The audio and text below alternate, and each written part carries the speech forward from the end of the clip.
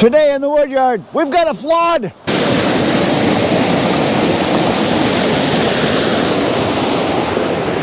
Got a little bit of rain last night. We had like an inch a couple days ago, and then last night we got another inch. So it's not flooded, but the water's rolling now. There's a lot of the frost is still underground, so the ground is still partially frozen in certain spots. So the water's not really soaking in, it's just kind of running off. And so yeah, today's a very, very wet day. We're supposed to get a whole bunch more rain tonight, which means I've got a good maybe 3 hours or so yet left today that I can do some splitting, and that's what I'm going to do. Now what I would like to do is I would like to split this hickory right here, because this is just waiting for me to get it split, because I cut it up a while back and it needs to get split so it can start drying. But I've got acres of mud, as you can see out here. I don't even want to walk out there, it's so bad. I'm trying to stay on the edge here where there's some grass. That is just like pudding, and there's just no way I can get my splitter. But I mean, I could get it back there, but it'd be why, because I'd have to go through all this mud to get it back there. I mean, I could pull it over there, it's possible. But I've got other wood up here that I can split that I'm going to start on first. This 2 loads of oak I have right here that I cut at Dick's. These 2 loads right here can be split, and this little pile of cherry I got here that was from Dick's too. So the splitter's already here. So this is what I'm going to do today, unless it starts raining on me. Then I'll go inside and work. But I'm going to start splitting on this stuff. So we're going to put some gas in the splitter, fire it up, and make little pieces of wood right now. So that's what I'm trying to avoid. Anything past right here over is mud. I mean mud. And here I'm on gravel. So this is cherry here that's sitting kind of basically in the mud. And I've got the splitter right on the edge of the gravel right here. So I positioned it over. So what I'm going to do is I'll be standing in the mud right there. I'm going to throw down a bunch of bark and stuff to kind of give myself a base. But then I'm going to split this. I'm going to chuck it that way because all the cherry is over here. So I want to kind of keep it over that way. And then when I get this done, this is about a half a full cord here. Then I'm going to come over here and I'm going to put the splitter right into about here. And we're splitting the wood and throwing it over that way and kind of getting the whole pile migrated, because the cherry ends at that rack right there, and then all the oak is going to be over that way. But I don't want to go out into that stuff, because as you can see, if you look out there, it's nothing but mud. You can even see the little erosion from where the water ran. That's how much rain we've had. It's bad. So yeah, the oak is here, and I'm going to come back over here and start the splitter up and make little pieces of wood, because that's about all I'm good at, making little pieces of wood. Here we go.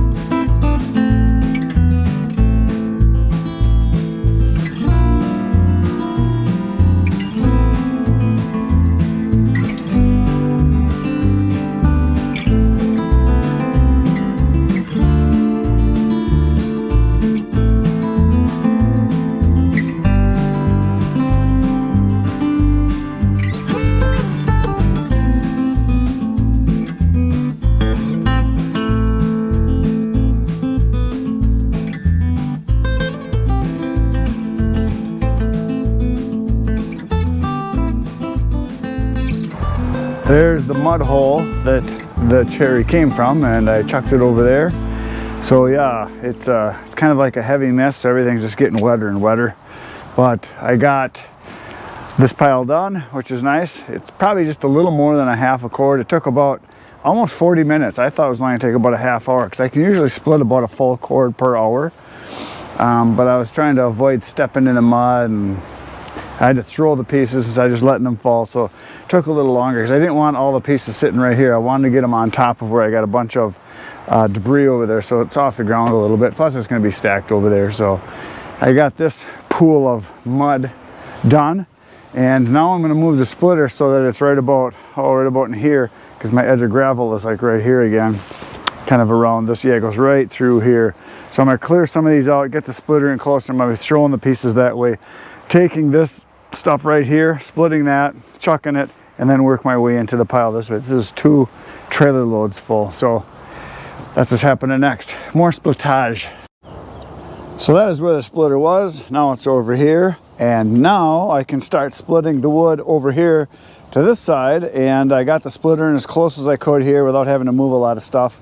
Made myself a little hole right in there where I can stand. I'm going to start taking all this and just chucking it over here to the oak, because everything on this side over here, this is all oak, and I want to stack it all over there. So basically I'm going to throw it over here into the mud. But that's where it's got to go for now until I can get it stacked and get it off the ground. So more splitting right now.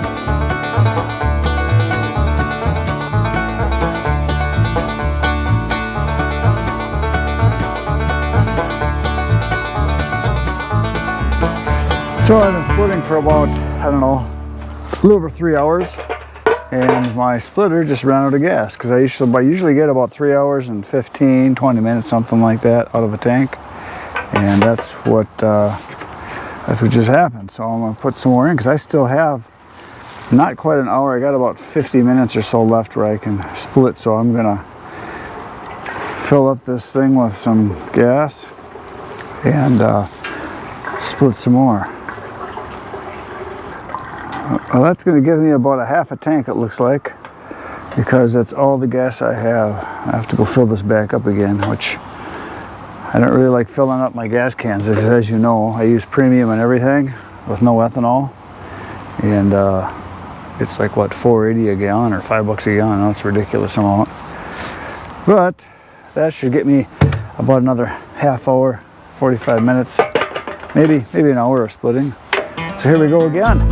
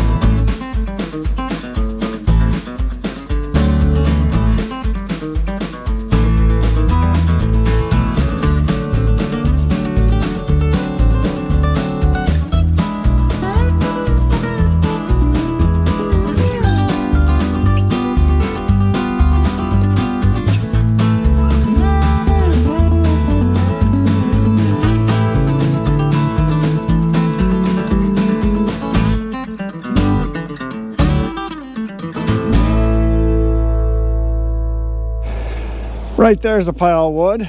Right there's a pile of wood. So I just got done splitting. I split for, well, 3.5 hours on the first tank and probably almost about an hour on the second tank. Maybe even an hour and 10 minutes, I don't know. I just kept going until I got hungry. And I went through 3 pair of gloves. So I gotta show you a little something I do. Obviously on our wet days, you're gonna get wet gloves like this. They get soaked right through and then they start wearing out faster. Your hands get wet because the wood is wet. What I do with my gloves as I get them wet is I put them on top of the hydraulic cylinder here. Sometimes I put them right here on the pump because what happens is it's nice and warm there. These are all dried off now. My first pair I had dried off. So if I was working all day long, I could take my first pair of gloves, put them on there. Sometimes I just stick them right in here like this because there's a lot of heat generated through the hydraulics and there's a lot of warmth there. So they dry off really good. So that's kind of what I do with them. So those gloves are all dry and then my third set is wet because I just got done. So I got most of it done. All that's left is this little bit right here, which is still, that's still quite a bit. There's probably a full cord there left. But that whole pile there I got done. And the pile that's over there behind the splitter, the cherry, I got that done. So that is it for today, folks. You know what to do. Poke the buttons. Hit the like, subscribe. It'd be great if you did. Tomorrow I'll be back in the wood yard. You should come back.